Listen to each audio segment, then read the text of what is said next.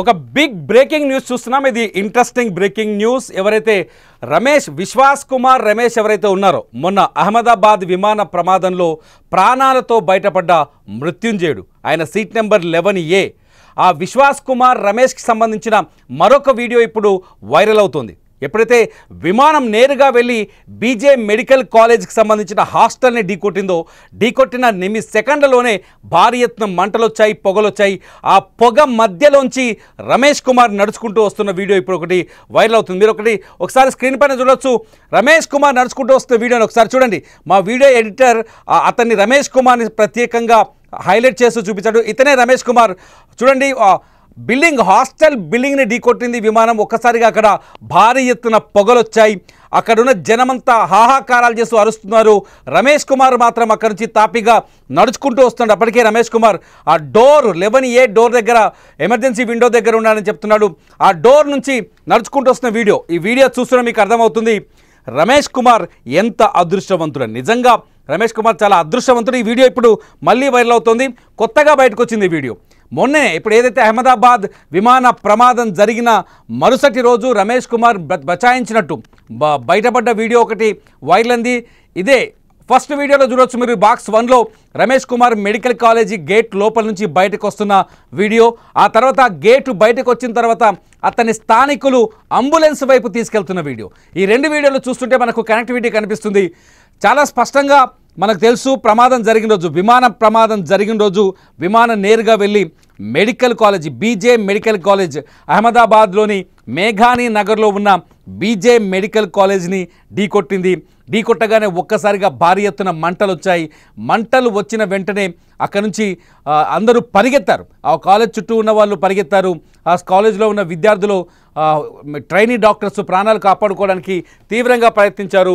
కానీ కొందరు ప్రాణాలు కోల్పోయారు. అయితే ఆ విమానంలో వచ్చిన రమేష్ కుమార్ ఒక్కడు మాత్రం అతను విండో దగ్గర నుంచి బయటకి వచ్చేసాడు. నిజంగా అదృష్టవంతుడు. ఆ విండో గేట్ దగ్గర ఏదైతే రెక్కలు ఉంటాయి కదా, విమానం రెక్కల పైనే ఉండే 11A సీట్ పక్కనే ఎమర్జెన్సీ ఎగ్జిట్ ఉంటుంది. ఆ ఎమర్జెన్సీ ఎగ్జిట్ దగ్గర కూర్చున్న రమేష్ కుమార్ బచాయించి బయటపడ్డాడు. ఆ వీడియో చూస్తున్నాం. రమేష్ కుమార్కు సంబంధించిన ఈ వీడియో అప్పట్లో వైరల్ అయింది. రమేష్ కుమార్ దగ్గరికి భారత ప్రధాని నరేంద్ర మోదీ కూడా వెళ్ళి పరామర్శించిన సంగతి తెలిసిందే.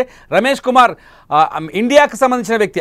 నిజానికైతే అతను భారత సంతతికి చెందిన బ్రిటిష్ పౌరుడు.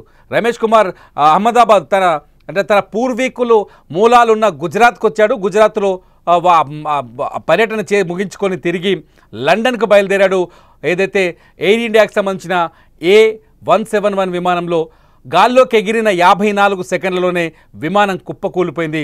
అయితే విమానంలో 11A సీటుని అందరూ సాధారణంగా ఆ సీట్లో సెలెక్ట్ చేసుకోరు, అందరూ చీదరించుకుంటారు, కొడతారు ఆ సీట్ని. ఆ సీట్లో కూర్చుంటే కష్టంగా ఉంటుందని ఆ 11A సీట్లో కూర్చోవటం వల్లే రమేష్ కుమార్ ప్రాణాలు దక్కాయి. రమేష్ కుమార్ విమానం నేరుగా వెళ్ళి మెడికల్ కాలేజ్ని ఢీకొట్టిన తర్వాత మెడికల్ కాలేజ్లో మంటలు ఒక్కసారిగా వ్యాపిస్తున్న తరుణంలో రమేష్ కుమార్ నడుచుకుంటూ వస్తున్నారు. ఆ వీడియో చూస్తున్నారు మీరు. రాజు అందరూ అరుస్తున్నారు, అక్కడ జనాలంతా అరుస్తున్న టైంలో రమేష్ కుమార్ నడుచుకుంటూ వస్తున్న వీడియో ఇప్పుడు అందరినీ ఆశ్చర్యానికి గురి చేస్తుంది. ఫస్ట్ ఎలా బయటపడ్డాడు రమేష్ కుమార్ అనేది చూడండి ఒకసారి. ఎలా బయటపడ్డాడు? మెడికల్ కాలేజీ గేట్ దగ్గర నుంచి నడుచుకుంటూ వస్తున్న రమేష్ కుమార్ని చూడొచ్చు. బయటపడ్డ మొదటి క్షణం ప్రాణాలు బిగబట్టుకొని విమానం నుంచి బయటపడ్డ తర్వాత మొదటి క్షణం, ఆ టైంలో అతని గుండె ఎంత వేగంగా కొట్టుకుని ఉంటుంది, అతని ఆ భయం అతన్ని నరనరాన వణికించి ఉంటుంది. ఆ టైంలో రమేష్ కుమార్ నడుచుకుంటూ వస్తున్న వీడియోని మీరు స్క్రీన్ పైన చూస్తున్నారు.